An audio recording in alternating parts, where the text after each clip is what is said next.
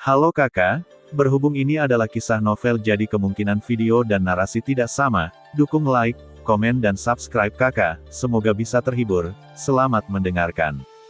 Xiao Yan bahkan tidak bereaksi sebelum gilirannya. Jadi bagaimana dia akan berbicara dan apa yang harus dikatakan sekarang? Mungkinkah burung jalak di sini kecuali dia semuanya adalah orang gila, dan mereka semua adalah penghancur telapak tangan yang legendaris? Bagaimana cara berbicara? Ini berbeda dengan pertemuan sebelumnya, dan dapat didengar melalui dialog satu persatu. Ini sangat berbeda di sini. Xiao Yan dengan cepat mengingat topeng pusaran air di benaknya, apa yang dia katakan pada dirinya sendiri saat itu juga bermain. Jadi sekarang dia harus berpura-pura menjadi orang gila, sehingga dia bisa memainkan permainan yang bagus. Saya telah memenangkan perang, mereka tidak dapat menemukan saya sama sekali. Saya harus bermain. Xiao Yan tidak bisa menunda lebih lama lagi, dia telah berhenti untuk waktu yang lama. Sekarang dia harus berbicara, dan dia meniru topeng pusaran sedekat mungkin, dengan nada dan nada yang sangat tidak biasa dia lakukan. Segala sesuatu yang terjadi sekarang terlalu tiba-tiba, dan saya tidak tahu bagaimana saya menjadi Nagamiji, dan apa yang mereka lakukan tampaknya tidak memiliki tujuan yang jelas. Apa yang disebut trik sepertinya tidak ada yang istimewa. Mereka benar-benar seperti yang dikatakan penjara perang, mereka hanyalah sekelompok orang gila yang telah bereinkarnasi di 9 jam tangan, bagaimana mereka bisa mempermainkan saya? Sebelum dia bereinkarnasi, dia menyamar sebagai divisi kehancuran panjang, dan aku sangat tertarik pada orang ini, dan aku berjanji untuk tidak memainkanmu sampai mati. Setelah Xiao Yan selesai berbicara, bocah pohon dengan hanya satu mata di topeng tiba-tiba membuka mulutnya dan berkata kepada Xiao Yan. Hati Xiao Yan melonjak ketika dia mendengar ini, dan dia berpikir bahwa dia telah mengungkapkan kekurangan. Ini mengujinya, Anda juga tertarik, itu tidak baik. Kecuali Anda mengambil trik yang lebih arogan untuk menukar Xiao Yan dengan saya. Xiao Yan pertama kali ragu. Yang membuat seluruh nada aneh, karena dia tidak tahu apa statusnya, apa status bocah pohon yang berbicara dengannya ini, dan dia bermaksud untuk membantu Xiao Yan dalam pertemuan kekacauan sebelumnya. Tetapi tidak peduli apa situasinya, di sini, Xiao Yan harus memikirkan 8 udang kecuali dirinya sebagai saingan sengit, tidak peduli mengapa dia menjadi topeng pusaran sekarang, tetapi kekuatan topeng pusaran yang sebenarnya sangat kuat. Ini juga berarti bahwa 8 di sini tidak akan lemah. Jiu Yang Tianzun Huachan tertarik, saya membawanya untuk mengantar jemput beberapa anak panah, orang ini sangat gigih, tetapi juga sombong. Bagaimana bertukar dengan saya? Hua Ken sangat membosankan. Sangat 9, Anda dan saya untuk menukarnya, semua pendatang baru, mereka sangat bodoh. Pada saat yang paling menarik, mata tiba-tiba berkata, dan mereka tampaknya sangat tertarik pada reinkarnasi yang mulia. Xiao Yan tersenyum pahit, dia tidak menyangka bahwa dia bodoh dalam kognisi bos wajah ini. Dan saya masih sangat tertarik padanya, tetapi mendengarkan percakapan mereka tampaknya ditugaskan, dan umumnya tidak dapat mengganggu satu sama lain kecuali mereka dipertukarkan. Tentu saja, Xiao Yan hanya bisa menebak melalui percakapan mereka, dan mungkin menebak bahwa anggur aturan yang ada di sini adalah yang paling menarik untuk ditukar denganku. Anda adalah seorang cabul wanita di alam kuno iblis abadi, dan Anda dapat melihat banyak hal menarik dengannya, selama Anda mengirim seorang pria, di depannya, dia tidak akan melewatkannya. Sanyan menindaklanjuti dan berkata, Xiao Yan tidak berbicara, selama mereka mau mengatakan lebih banyak, itu akan menjadi hal yang baik bagi Xiao Yan, mereka bisa mendapatkan lebih banyak informasi, dan sepertinya tidak ada pemimpin di sini, dan tidak ada kontrol umum-umum dari seluruh pertemuan. Ketika kata-kata itu menjadi semakin banyak, mereka menjadi sangat berisik. Saya di sini untuk semua monster, dan mereka memperhatikan garis keturunan dan lebih mudah untuk bertarung. Sekarang aku telah menyebabkan perang pecah di dunia pegunungan dan lautan. Simo juga segera berkata, 9, saya pikir saya penasaran Sukian, dia pikir saya sedang bermain, Anda bergerak pada reinkarnasi yang mulia. Ketika dia akhirnya tiba di Wukong, dia berkata perlahan, yang membuat Xiao Yan akhirnya tenang dan membuat Xiao Yan gugup lagi, cara memainkannya cukup luar biasa. Taiksu dan Sensi bertarung, tetapi terlalu kosong untuk kalah tanpa bertarung. Mata Xiao Yan berbalik, dan dia buru-buru berkata, bagaimana kamu bisa memilih untuk bergerak? Wukong melanjutkan, begitu kata-kata ini keluar, sekeliling tiba-tiba menjadi sunyi, Xiao Yan tidak tahu aturan divisi penghancuran telapak tangan. Namun, dia tidak bisa meminta divisi penghancuran panjang melaluinya seperti ini, karena itu sangat keren. Xiao Yan tidak tahu apa alasannya, dia tidak bisa menjawab, jadi dia hanya bisa menggunakan pepatah semacam ini. Kamu berhasil, Sutong bertanya, jantung Xiao Yan berdetak lebih cepat saat ini, aturan apa yang akan dipicu setelah melakukannya? Saudara Jiu, apakah kamu benar-benar melakukannya? Kemudian mereka semua bertanya, jantung Xiao Yan berdetak lebih cepat dan lebih cepat, bagaimana dia harus menjawab tangan topeng pusaran air, dia tidak tahu apa yang sedang terjadi, Xiao Yan tidak bisa membantah sama sekali. Karena bukan hanya topeng Uzumaki yang hadir saat itu, ternyata Gokuri juga ada di sana, dan dia menyaksikan seluruh pertempuran.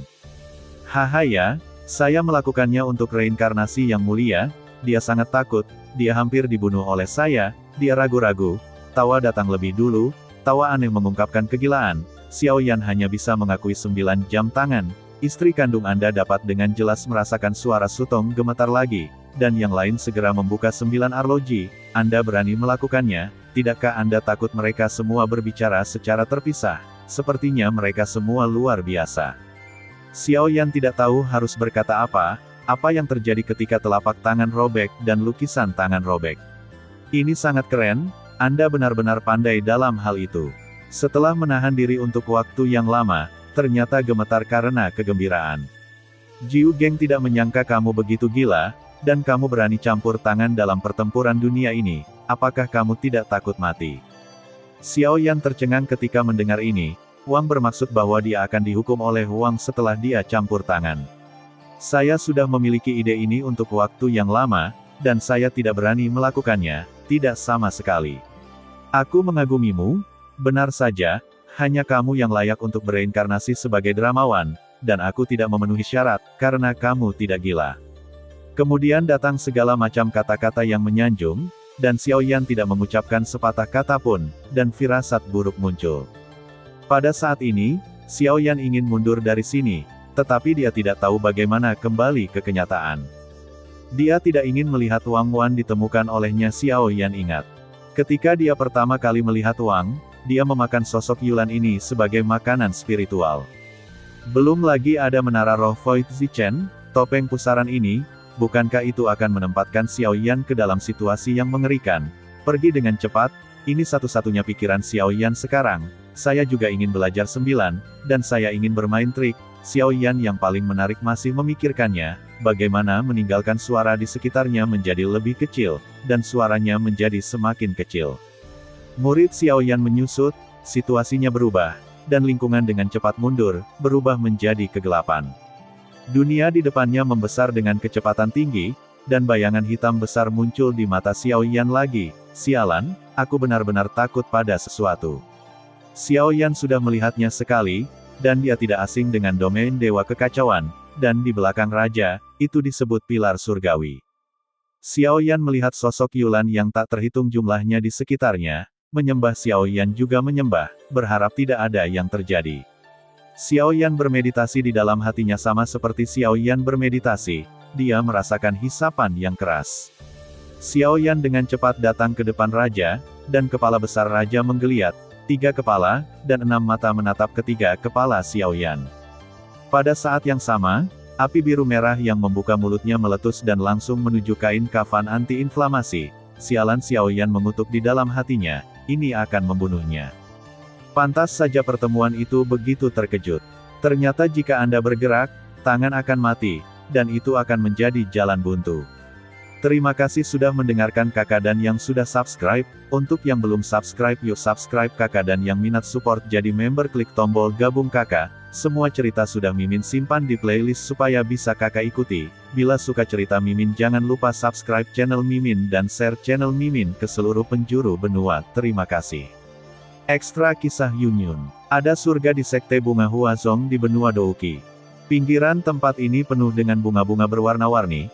Di belakang bunganya ada kubangan air, yang sangat jernih sehingga Anda dapat melihat ikan yang berenang. Dan di kubangan air ada rumput datar, sangat datar, di mana duduk seorang wanita dan seorang wanita dengan gaun tunggal, dengan tubuh montok, mempesona, dan sutra hijau air terjun yang tidak biasa semuanya dipegang di belakang kepala untuk membuat fitur wajah yang sempurna, sembarangan terpapar ke udara. Di depan peti itu menunjukkan pelampung sepotong besar pegas, yang menarik. Dan di salah satunya, ada ikan todak glaukon tergeletak di sebelahnya. Angin dan sinar matahari hari ini indah, dan tempat di barat sungai ini disebut Danau Mingyue, yang merupakan tempat retret awan, dan orang luar tidak diizinkan masuk, dan tiba-tiba menghela nafas lega. Lengan baju Yun Yunjiang menjulur dari manset rok polos, melihat semangat juang yang aktif dan tanpa jari, wajahnya menunjukkan kepuasan, dan dia ingin berdiri sambil tersenyum, tetapi dia tidak berpikir bahwa bulan yang cerah ini diselimuti bayang-bayang. Masuk akal bahwa di bawah terik matahari ini, seringkali ada awan yang menghalangi sinar matahari dan menciptakan bayangan, tetapi bayangan ini terlalu besar. Yun hanya merasa ada yang tidak beres di hatinya, dan udara di sekitarnya sepertinya terhalang dalam sekejap. Dia tiba-tiba mengangkat kepalanya, dan pemandangan di depannya membuat wajah Yun Hua pucat, dan alis Willow sedikit memicu firasat buruk, yang menjadi semakin intens. Bahtera besar. Tabut ini terbuat dari serpihan kayu di tengahnya, dan posisinya adalah kata besar, yang mengesankan. Meskipun terbuat dari serpihan kayu, itu bisa dilihat oleh Yun. Pesawat ruang angkasa ini pasti sangat kuat, dengan kekuatannya sendiri, pasti sulit untuk merusak bulunya sekalipun. Mengapa sulit untuk mengukir bunga dari sekte bunga saya dengan segala hal? Sisi bahtera tiba-tiba memancarkan cahaya yang kuat, dan beberapa sosok melayang di udara, perlahan turun. Orang yang bertanggung jawab adalah seorang Yuran tua yang mengatakan bahwa dia memiliki rambut putih, tetapi wajahnya sangat tampan. Orang-orang di dunia mengatakan bahwa kecantikan ada di tulang dan bukan di kulit, mungkin batu giok tua ini. Ada fluktuasi pada batu giok tua ini yang mencekik Yun. Dia tidak pernah merasakan fluktuasi seperti ini pada siapapun, bahkan jika itu meradang, tidak ada wanita, tidak peduli seberapa kuat dia selalu ingin meminta bantuan Yun. Melihat sekeliling sebelum dia lahir, batu giok tua itu menyela terlebih dahulu, tidak perlu berteriak, tidak ada yang bisa mendengar panggilan Anda untuk meminta bantuan, mereka bahkan tidak dapat melihat siapa Anda di bahtera besar ini. Pedang King Guang telah muncul di tangan Yun. Siapa kamu? Pedang King Guang telah muncul di tangan Yun. Jangan tanyakan siapa saya, segera ikuti saya, apa yang ingin Anda ketahui. Saya akan memberitahu Anda nanti. Lao Yu tampaknya sangat cemas, dan tiba-tiba seorang wanita tua yang tidak mengenalnya muncul dan meminta Anda untuk pergi bersamanya. Jika Anda tidak melakukannya, Yun secara alami tidak akan melakukannya. Pedang King Guangnya meremas dengan keras, dan tiba-tiba seluruh altar bulan cerah menyembah.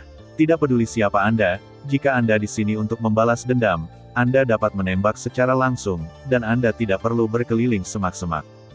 Lao Yugang ingin mengucapkan beberapa patah kata lagi, tetapi rombongan di sekitarnya tiba-tiba mengumpulkan uang, dan pahlawan wanita meminjam kompas kosong untuk menunjukkan bahwa mereka akan segera tiba Wenyan, dan wajah Lao Yu, yang tidak terkejut, menjadi pucat, dan kemudian menatap Yun dengan paksaan dan rasa bersalah di matanya.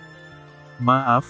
Setelah berbicara, Lao Yu tiba-tiba melambaikan lengan bajunya, dan tubuh energi yang tak tertahankan langsung membuat Yun koma dan kelopak matanya tertutup. Yun tahu bahwa melihat wajah cemas Lao Yu, dia yakin bahwa ini jelas bukan semangat juang, atau bahkan semangat juang. Kekuatan daratan, kekuatan ini terlalu kuat, horizontal, dan dia tidak memiliki kekuatan untuk melawan sama sekali. Ketika dia bangun lagi, Yun mendapati dirinya berbaring di tempat tidur bundar yang empuk, secara naluriah memeriksa pakaiannya. Anda tahu, kecuali kekuatan, tidak ada yang menyentuh tubuhnya.